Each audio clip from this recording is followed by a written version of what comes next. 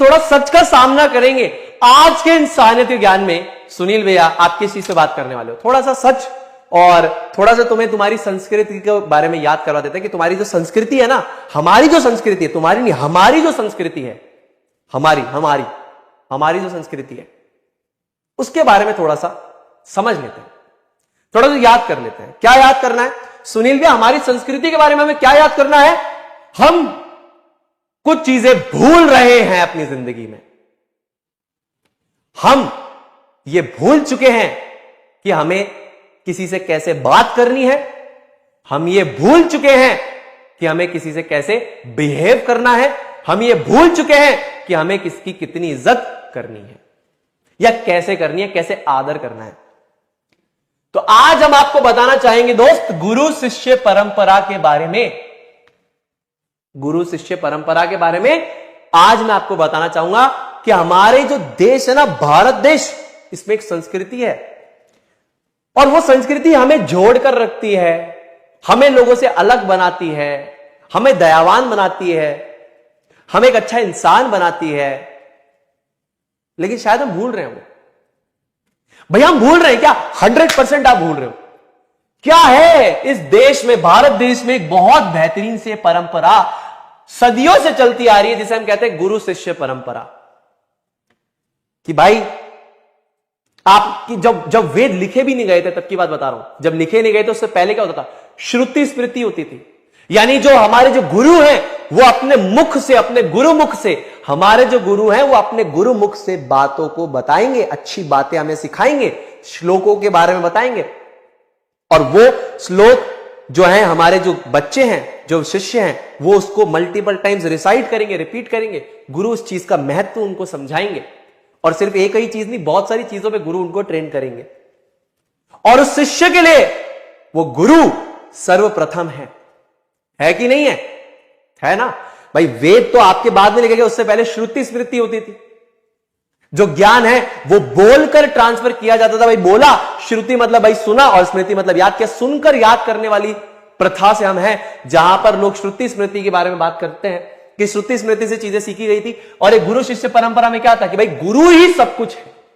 हम गुरु का आदर करना भूल चुके हैं। यह हमारी संस्कृति है मेरे दोस्त, यह हमारी संस्कृति है। यह हमारा भारत देश सिखाता है कि यह हमारा शिष्य, ये हमारे गुरु, ये शिष्य हमारे गुरु। आप ये सारी चीजें भूलते जा रहे हैं। आप ये वाला जो श्लोक है ना मेरे दोस्त, ये सिर्फ आप टीचर्स डे पे बोलते हो। मेरे को ऐसा नहीं लगता कि आप ऐसा करते होगे, बट ये मैसेज सबके लिए है। हम सिर्फ टीचर्स डे पे ये श्लोक गुरु ब्रह्मा गुरु विष्णु गुरुर्देवो महेश्वरा गुरु साक्षात परम ब्रह्म तस्मै श्री गुरुवे नमः सिर्फ बोलकर निकल जाते हैं। क्या मतलब है इसका? मतलब पता है आपको इस श्लोक का क्या मतलब है, कैसे ही आपकी जिंदगी में अप्लाई होता है? कभी आपने सोचा है दोस्त? क्या मतलब है इसका?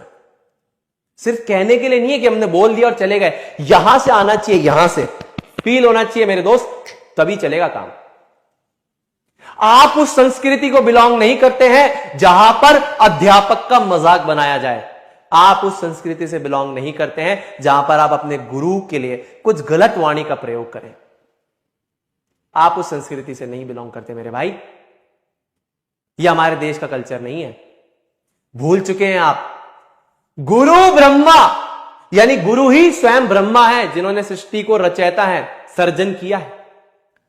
गुरु ही विष्णु है, यानी जो इस सृष्टि को चला रहे हैं। गुरुर्देवो महेश्वरा यानी वो स्वयं शंकर, स्वयं शिव भी है, डिस्ट्रॉयर। गॉड होता है ना भाई, आपका जनरेटर, ऑपरेटर और डिस्ट्रॉयर गॉड। तो गुरु ही ब्रह्मा है, गुरु ही विष्णु है और गुरु ही स्वयं शंकर भी है। गुरु साक्षात परम ब्रह्म यानी जो सबसे बड़ी शक्ति, सर्वशक्तिमान है, वो भी गुरु ही है। और तस्मै श्री गुरुवे नमः यानी उनको मेरा शत शत प्रणाम, मेरा शत शत नमन। क्या हम ये कर रहे हैं? आजकल ये चीज तो कुछ ही नहीं हो रही। गुरु दोस्त बना हुआ है, गर्दन पे हाथ रख के चलो। मैं आपको भैया बुलवाता हूं, पता है क्यों? ताकि आप मुझे अपना समझने लगो और लोग अपनों के साथ बदतमीजी नहीं करते। मैं आपको कहता हूं आप मुझे बड़ा भाई मानो और मैं आपको छोटा भाई बहन मानूंगा। अपनों के साथ लोग बदतमीजी नहीं करते। यह मैसेज उन सबके लिए है, सारे टीचर्स के लिए है और सारे बच्चों के लिए है। उन बच्चों के लिए जो अपने टीचर्स, अपने गुरुओं का आदर नहीं कर रहे, आप अपनी संस्कृति से सेपरेट हो रहे हैं, आप उसे फॉलो नहीं कर रहे। और वो इंसान जिससे अपनी संस्कृति का ज्ञात नहीं है, वो एक ऐसा पेड़ है जिसकी जड़ें नहीं है। मेरी बात को सुनना, एक इंसान जो अपने कल्चर, अपने ट्रेडिशन, अपनी संस्कृति को फॉलो नहीं करता, वो एक ऐसा पेड़ है जिसकी जड़ें खत्म हो चुकी, जिसकी जड़ें ही नहीं है। और जिसकी जड़ें नहीं है वो खड़ा कैसे होगा? बिना जड़ों के तो पेड़ भी खड़ा नहीं होता। इसीलिए बिना संस्कृति, बिना संस्कार, बिना कल्चर के तो एक इंसान भी खड़ा नहीं होता। आपको यह ज्ञान मैं सिर्फ इसलिए दे रहा हूं मेरे दोस्त, ताकि आप इन सारी चीजों को अपनी जिंदगी में अप्लाई कर सको। आपके अच्छे के लिए, आपके भले के लिए बता रहा हूं, मेरा इसमें कोई फायदा नहीं है।